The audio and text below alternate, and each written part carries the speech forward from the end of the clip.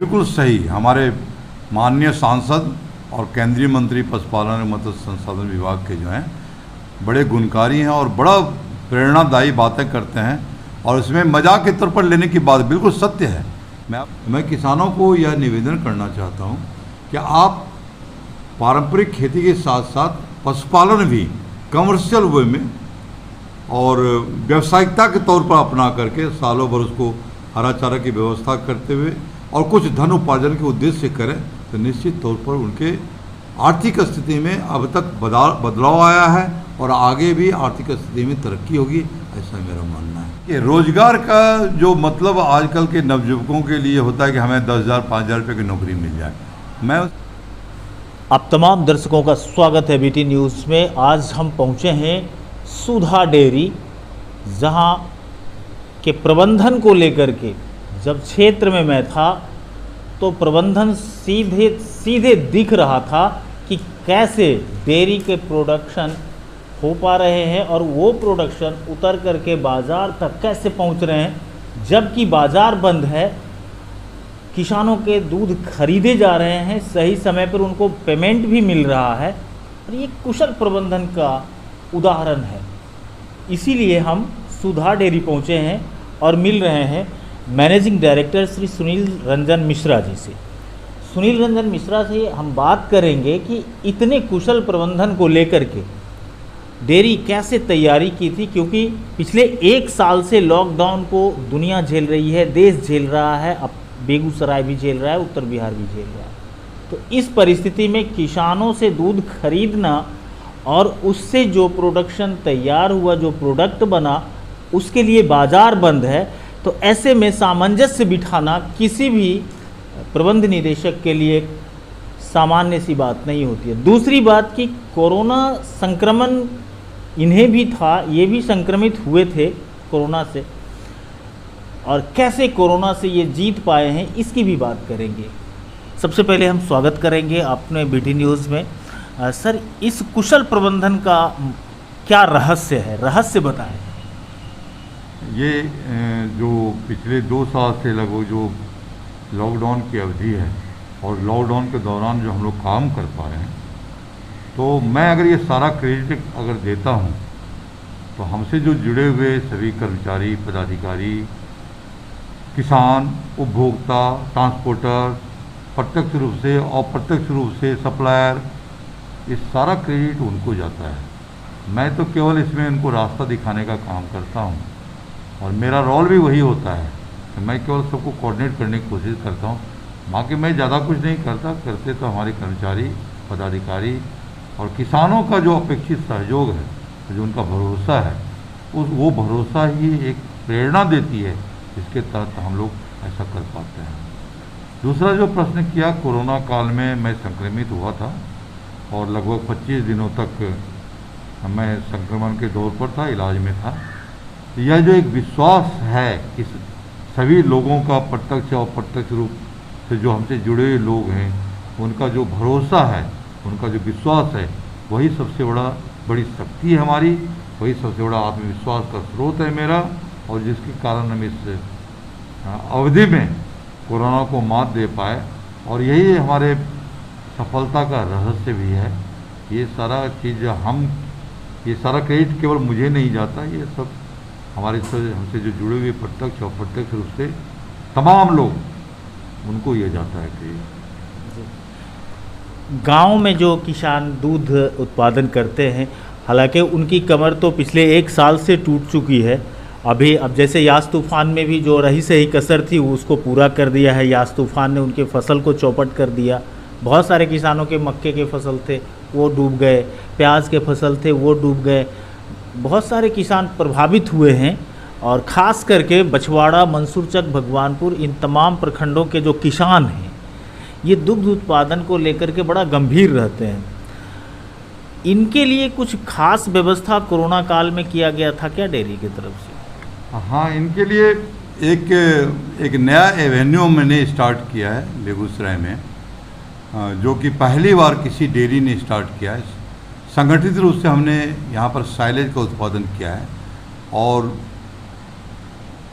जो भी किसान यहाँ पर पारंपरिक खेती करते हैं, गेहूँ उगाते हैं, मक्का उगाते हैं, धान उगाते हैं, उनको इस बार हमने फरवरी महीने में एक अलग एवेन्यू दिया, जिससे प्रति एकड़ 3 महीने में वो करीब 25 से 30 हज़ार रुपये की बचत कर सकते हैं और किसी बाढ़, पानी, बरसात का डर नहीं है। उनको बीज हम मुहैया कराते हैं और 85 दिन में प्रति एकड़ जो मेज का क्रॉप होता है, मकई का जो क्रॉप फसल जो होता है, हरा चारा होता है, वो हरा चारा उनसे हम 2 रुपये 50 पैसे किलो में खरीदते हैं। फिर उनको हम यहाँ साइलेज बना करके फिर किसानों को ज़रूरत के हिसाब से मुहैया कराते हैं। तो वह एक बहुत बड़ा सहारा है इस क्षेत्र के किसानों का। दूसरा चीज़, मैं जानता हूँ कि जो पारंपरिक खेती है वो खेती अनिश्चितता के वातावरण में, कभी बाढ़ है, कभी अधिक वर्षा है, कभी सुखाड़ है, उस स्थिति में पशुपालन अगर साथ में करते हैं तो ये एक निश्चित आय का स्रोत है, जो कि हर एक 10 दिन में आपको आय का स्रोत होता है और यह आपको किसी भी अनिश्चितता के विरोध में आपकी रक्षा करता है।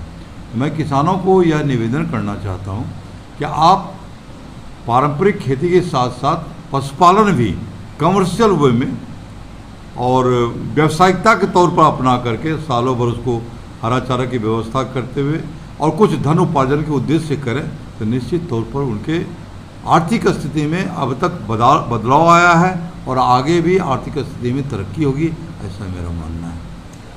ये एक बीच में एक बात चर्चा में आई थी केंद्रीय मंत्री गिरिराज सिंह के द्वारा, बेगूसराय के सांसद के द्वारा, कि अब एक गाय 100 बच्चा देगी। तो इस विषय को पर बहुत सारे लोग कंफ्यूज भी हैं, कुछ लोग तो इसे मजाक में लेते हैं, लेकिन इन बातों में कितना दम है सर? बिल्कुल सही। हमारे माननीय सांसद और केंद्रीय मंत्री पशुपालन और मत्स्य संसाधन विभाग के जो हैं बड़े गुणकारी हैं और बड़ा प्रेरणादायी बातें करते हैं और इसमें मजाक के तौर पर लेने की बात बिल्कुल सत्य है।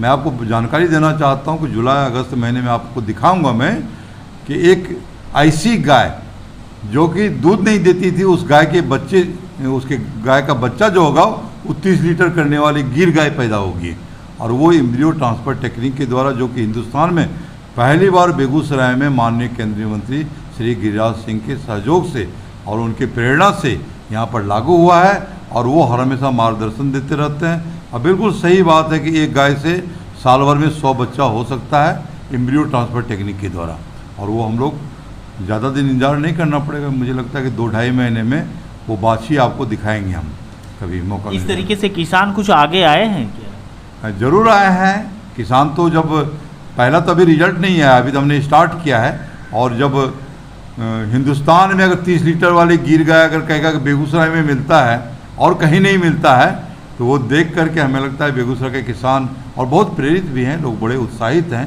और आने वाले इस टेक्निक के माध्यम से किसान आगे आने के लिए तत्पर हैं और निश्चित तौर पर आगे आएंगे। बहुत अच्छी बात हो रही है आपसे, बात तो बहुत कुछ करने का है, लेकिन एक सबसे मेन चीज़ क्या है कि बेरोज़गारी का बहुत लंबी फहरिस्त अब ज़िले में भी खड़ी हो गई, बड़ी फौज है बेरोज़गारों की। और ऐसे लोग, अब बहुत पहले तक तो समितियां बनाई गई थी गांव में, और जो समिति आज से 10 साल पहले बनी थी वही समिति के बल पर आज भी खड़ी है डेयरी। उस समिति को बढ़ाने का कोई कवायद नहीं हो सकती क्या, ताकि रोज़गार के अवसर पैदा हो? देखिए, रोज़गार का जो मतलब आजकल के नवयुवकों के लिए होता है कि हमें 10,000 5,000 रुपये की नौकरी मिल जाए।